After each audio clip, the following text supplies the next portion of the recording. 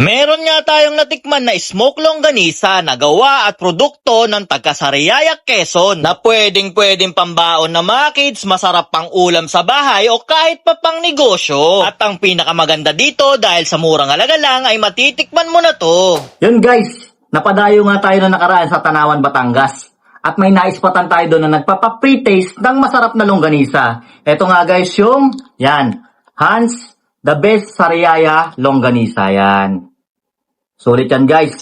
Meron silang original flavor. Yan, 500 grams yan. Tapos meron din sila yung spicy. Ito bago sa panlasa ko to, no? Spicy flavor. 500 grams yan. 100 plus lang. Yan. Guys, hindi na natin patatagalin to, no? Titikman natin. Ang maganda nga dito sa longganisa nila guys, no? Kahit iluto mo siya, yan. Ito yung spicy niya guys, oh. Yung medyo mamula-mula yan. Niluto mo siya, hindi lumiliit. Talagang ganun yung lasa niya, hindi siya pumuputok, halatang walang extender. Tapos, ito naman yung kanilang original, yan, yung medyo light yung color, yan. Yan o, kitang-kita nyo naman o. Ang ganda. Sa luto pa lang, malalaman mo na agad kasi pag niluto mo yung longganisa, tapos puro ano siya, yung may mga extender, no? Lumiliit pag naluluto na. Yan. Ito guys, ngayon, titikman ko to at sasabihin ko sa inyo kung ano talaga yung lasa. Yan. Ito, simulan natin dito sa kanilang spicy. Ito yung spicy nila guys, oh.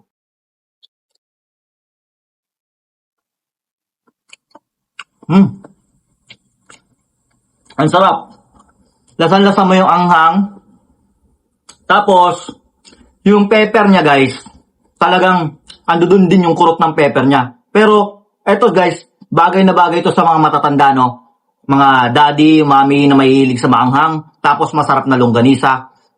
Pasok na pasok to guys. Ayan o, tingnan nyo naman yung laman niya sa loob o. Yan o. Yun o, kumakatas-katas pa talaga yung ano niya o. Yung juicy ng meat. The best. Sulit to pag sinama mo dito sa mga gantong ano no, guys. Ang sarap. Panayo. Magandang pambaon sa husband mo to pag nasa workshop, promise. At syempre guys, titikman din natin yung kanilang ordinary, no? Yung kanilang regular na longganisa yan. Ito no? Medyo light lang yung color niya. Syempre tikman natin.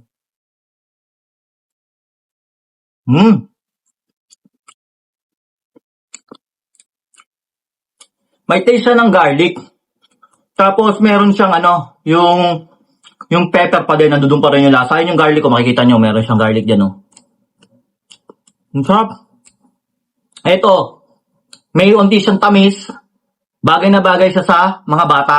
Ito guys, pag ito guys yung hinanda nyo guys sa umagahan ng anak nyo, papasok sa eskwelahan, o kahit pambaon nila, pasok na pasok to guys, sigurado matutuwa yung anak nyo dito. Guys, at ito palang longganisa na to guys, no? Smoke longganisa pala to guys. Ang maganda nga dito guys, no? Kung gusto nyo mag-retail o mag-resell, yan. Mura lang to guys. 100 plus pesos lang. Yan. Ito yung page nila. Kung gusto nyo mag-business yan at malapit kayo sa kanila. At kung taga dito naman kayo sa Taguig o parte kayo ng Manila, huwag kayong mag-alala. Mag-message lang kayo sa page ko at kami nang bahala sa inyo. Ops guys, naghahanap ba kayo ng healthy kape? Bakit hindi nyo itry itong Santon Gold Coffee Mix na may glutathione at collagen at ang maganda pa nga dito dahil meron itong mangosteen, moringa at spirulina at ang ginamit ng pampatamis dito ay natural stevia. Kaya ano pang hinihintay nyo guys? Mag Santon Gold Coffee Mix na kayo.